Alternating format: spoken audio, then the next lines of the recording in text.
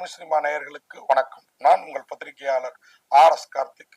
இந்த வீடியோவில் நம்ம பார்க்க இருக்கிறது வழக்கமான சினிமா விமர்சனம் இல்லை, இது ஒரு வெப் சீரிஸ் விமர்சனம். இந்த வெப் சீரிஸ் வந்து Z5 ஒரிஜினல் தமிழில் ரிலீஸ் ஆகியிருக்கும், நேரம் ஸ்ட்ரீம் ஆகிட்டு இருக்கும். இந்த வெப் சீரிஸில் என்ன கதை என்ன கலன்னா, உண்மையாகவே ஒரு நம்ம எத்தனையோ போலீஸ் ஸ்டோரி பார்த்துருப்போம். இது வந்து காக்கி சர்க்கஸ் அப்படின்னே பேர் வச்சிருக்காங்க இந்த வெப் சீரிஸுக்கு. காக்கி யூனிஃபார்ம் போட்டவங்களோட சர்க்கஸான வாழ்க்கை நிலையை ரொம்ப அழகா படம் பிடிச்சு காட்டியிருக்குது இந்த வெப் சீரிஸ்ன்னு தான் சொல்லுவேன். என்ன ஒன்று, நமக்கு ஒரு 8 எபிசோட் போட்டாங்க. முதல் 4 எபிசோட் நம்ம நெஞ்ச அப்படி கவர்ந்தது. அடுத்த 4 எபிசோடு இவங்க வேணும்னே சுற்றி எடுத்துட்டு போறாங்களோ அப்படின்ற எண்ணத்தை ஏற்படுத்துச்சு. அதுதான் இந்த வெப் சீரிஸோட பலவீனம்.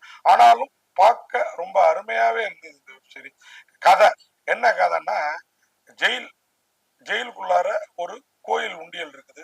அந்த உண்டியல்ல வருஷம் வர்ற நிதியை வச்சு ஒரு குறிப்பிட்ட நாள்ல கேரளாவில் இருக்கிற கண்ணகி அம்பலம், அதாவது கண்ணகி கோயில்ல இருக்கிற கண்ணகி சிலைக்கு, கண்ணகி கோயிலுக்கு விசேஷம், அதாவது திருவிழா அதை செய்வாங்க. அந்த கோயில் உண்டியலை உள்ள வச்சு பாதுகாத்துட்டு உள்ள வர்ற கைதி எல்லாம் பல வருஷத்துக்கு முன்னாடி அந்த ஜெயிலில் இருந்த ஒருத்தர் அந்த உண்டியல் எப்படி அந்த கோயிலுக்குள்ளார வந்ததுன்னா, அந்த ஜெயிலுக்குள்ளார ஒரு நிரபராதிக்கு தண்டனை கொடுக்க பார்ப்பாரு ஜெயிலர், ஸ்ட்ரிக்டான ஜெயிலர். அவருக்கு முன்னாடி கண்ணகி தெய்வம் தோன்றி, என் புருஷனை இந்த பக்கத்துல இருக்க மதுரையில எப்படிதான் கோவலனை வந்து சிலம்புக்காக கொண்டுட்டாங்க, இந்த மாதிரி திருடிட்டாரு அப்படின்னு சொல்லி, அந்த மாதிரி 1000 குற்றவாளிகள் தப்பிக்கலாம், ஒரு நிரபராதி தண்டிக்கப்படக்கூடாது, இவன் உண்மையான குற்றவாளி இல்லைன்னு அவர் முன்னாடி தோன்றி கண்ணகி தெய்வம் சொன்னதால ஒரு குற்றவாளியா அவர் ஜெயில இருந்து ரிலீஸ் பண்ண காரணமா வர்றாரு. அந்த குற்றவாளியை அவர் அடிச்சு கொண்டுடுறாரு. ஸோ அது முதல் வந்து அவர் வந்து அந்த வேலையை ரிசைன் பண்ணிட்டு அந்த ஜெயில வந்து ஒரு உண்டியலை வச்சு, கண்ணகி கோயில் எங்கடா இருக்குன்னு பார்த்தா பக்கத்து பார்டர்ல இருக்கிற, இது வந்து போடிமெட்டு, இந்த தேனி, பொள்ளாச்சி இந்த ஏரியாக்கள்ல இருக்கிற ஒரு கதை. ஏன்னா பொள்ளாச்சி பக்கமும் கேரளா பார்டர் வரும், தேனி போடி பக்கமும் கேரளா பார்டர் வரும் இல்லைங்களா. இந்த ஊர்களில் தான் எடுத்திருக்கிறாங்க. இந்த பகுதியில் இருக்கிற ஒரு சிறைச்சாலை, அங்க இருக்கிற உண்டியல். அப்போ அந்த ஜெயிலர் வந்து அவனுக்கு ஒரு கண்ணாபுன்னு அடிச்சு அவன் குத்துயிரும் கொலையருமா கிடக்கிறப்ப இந்த கண்ணகி தெய்வம் சொன்னதை கேட்டு அவர் வந்து ஜெயிலர் வேலையை ரிசைன் பண்ணிட்டு இந்த உண்டியல்ல உள்ள வச்சு, வர்ற கைதிகள்லாம் நான் காசு கொடுக்குறேன் அதை போடணும்னு ஒரு பெரிய அமௌண்ட்டையும் கொடுத்து, அந்த கைதிகள் கையால உள்ள வந்தோன்னா அதுல ஒரு உண்டியல காசு போட்டு தான் அந்த கைதிகள் அங்க இருப்பாங்க. இந்த உண்டியல்ல ஒருத்தர் திருடிடுவார். அது யாரு என்னன்னு பார்த்தா, அவங்களுக்கு ஹாபி திருடுறது, அவருக்கும் ஒரு ஜோடிக்கும். அவர் யாரு அப்படின்னு பாத்தீங்கன்னா, ஒரு பஸ்ல கண்டக்டரா இருப்பாரு, அதுவும் கேரளாக்காரரு. அந்த மினி பஸ் மாதிரி ஒரு பஸ்ல கண்டக்டரா இருப்பாரு. அவர் வந்து தான் காதலிக்காக ஒரு திருட்டு, அந்த பொருள் பிடிச்சிருக்குன்னா அதை அப்படியே லவட்டிடுவாங்க. பெரிய மனிதர்கள்ட்டே அப்படி ஒரு வியாதி இருக்கும், நம்ம பார்த்துருப்போம். அந்த மாதிரி ஒரு கேரக்டர் ரொம்ப அருமையா பண்ணியிருக்கிறாரு அவரு. இந்த பக்கம் ஜெயிலரா இருக்கிறவரு முனிஷ்காந்த், சப் ஜெயிலரா இந்த உண்டியல் திருட்டு போறப்ப டியூட்டியில இருந்தது நம்ம ஹீரோ சுபாஷ். அவருக்கு ஒரு லவ், அந்த லவ் இந்த ஜெயில் உண்டியல் திருட்டால என்ன ஆகுது.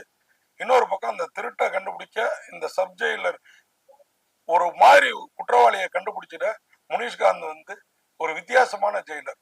ஜெயிலுக்குள்ளார அந்த ஜெயிலுக்கு வர்றவங்களாமே வித்தியாசமா இருப்பாங்க போட்டிருக்கு. அந்த முன்னாள் ஜெயிலருக்கு கண்ணகி சிலை வந்து குற்றவாளியை வந்து நிரபராதியை குற்றவாளியா தண்டிக்காதீங்கன்னு சொல்லிச்சு போச்சு. அதை வச்சு அந்த கோயில் சொல்லிட்டு போச்சு. அதை வச்சு அந்த கோயில் உண்டியெல்லாம் வச்சாருன்னா, கண்ணகி உண்டியல் வச்சாருன்னா, இவருக்கு வந்து ஜெயிலுக்கு வர்ற கைதிகளை அடிக்கக்கூடாது, அவங்கள புக்கை கொடுத்து படிக்க வச்சு திருத்தணும். அதுவும் அவர் எழுதுற புக்கெல்லாம் பெருமையா கொடுப்பாரு. அது உண்மையாவே நல்லா இருக்கா, அதனால ஜெயில் கைதிகள் திருந்துறாங்களாங்கிறது காமெடியா ஒரு சைடு ஒரு கதை சொல்லியிருக்காங்க.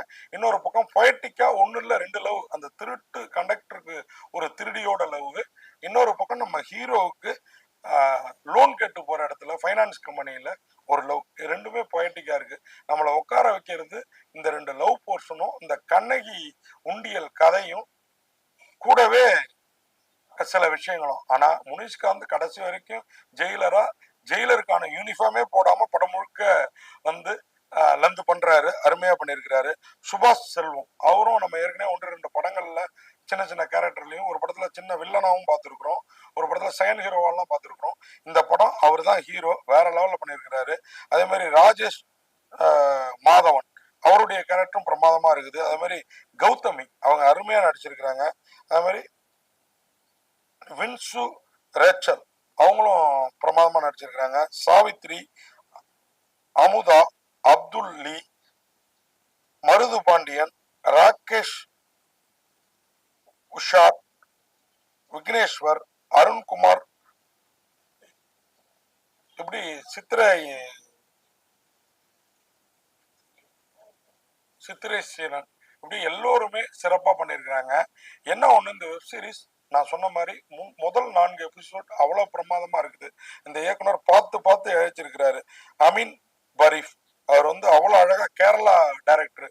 நாமெல்லாம் கேரளாக்காரங்க 2 பேரையும் திருடனா காமிச்சோம்னா அவ்வளவுதான், தமிழ் சினிமா இயக்குனர்கள் யாராவது காமிச்சிருந்தா. ஆனா இவர் துணிச்சலா மொத்த யூனிட்ல பாதிக்கும் மேற்பட்டோர் கேரளாக்காரங்க தான். ஆனா அருமையான ஒரு வெப் சீரிஸ, அதுவும் கேரளாக்காரங்களையே திருடர்களா காமிச்சு கொடுத்துருக்கிறது ரொம்ப வியப்பாவும் கொஞ்சம் சிரிப்பாகவும் இருந்தது இந்த வெப் சீரிஸ். நான் 8 எபிசோடு எங்களுக்கு ஸ்பெஷலாக போட்டு காமிச்சாங்க. நிச்சயமாக பார்க்க ஒர்த்து தான். நான் முதல் 4 எபிசோடு ஓடிடியில் பார்க்குறவங்க, G5 ஓடிடியில், ஒரிஜினல் தமிழ் ஓடிடியில் பார்க்குறவங்க அடுத்த 4 எபிசோடை ஓட்டி பார்ப்பாங்கங்கிறது மட்டும் என்னுடைய கருத்து.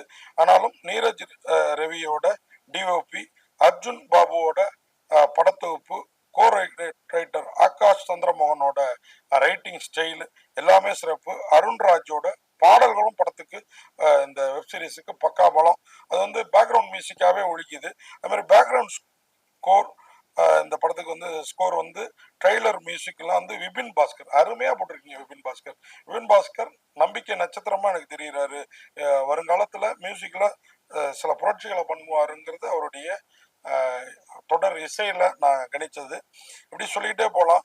இந்த வெப் சீரிஸை நான் ஏற்கனவே சொன்ன மாதிரி நம்மளுடைய G5 ஒரிஜினல் தமிழ்ல கண்டு கழியுங்கள். அமீன் பரீஃபும் ஒரு அருமையான கதையை, ஜெயில் கதை போர் அடிக்காம எடுத்த விதத்துல நம்மளை ரொம்பவே கவர்ந்துடுறாரு. அந்த கேரளா பார்டரு, அந்த பஸ் கண்டக்டரோட நடை உடை பவனைகள், அவரை வந்து குற்றவாளின்னு சொல்லியும் அவர் வந்து இந்த அப்துல்லா, அதே மாதிரி இன்னொரு பக்கம் ஒரு சவப்பட்டி தயாரிக்கிற ஒரு கேரக்டர்ல அப்துல்லா பிரமாதமா நடிச்சிருக்கிறாரு. அவர்கிட்ட ஊர்ல சாவு விழுந்தாலே யாரும் சவப்பட்டி வாங்க மாட்டாங்க.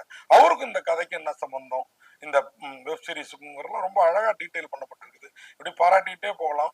அமீன் பரீஃபோட அந்த டைரக்ஷன் யுக்தி ரொம்ப அழகா இருக்குது. அதை நீட்டி முழக்காம கச்சிதமா இன்னும் கொஞ்சம் சொல்லியிருந்தா இந்த வெப் சீரிஸ் இன்னும் வேற லெவல். அந்த அடுத்த 4 எபிசோட் சொல்றேன். ஃபர்ஸ்ட் 4 எபிசோட் அவ்வளவு கனகச்சிதமா இருக்குது.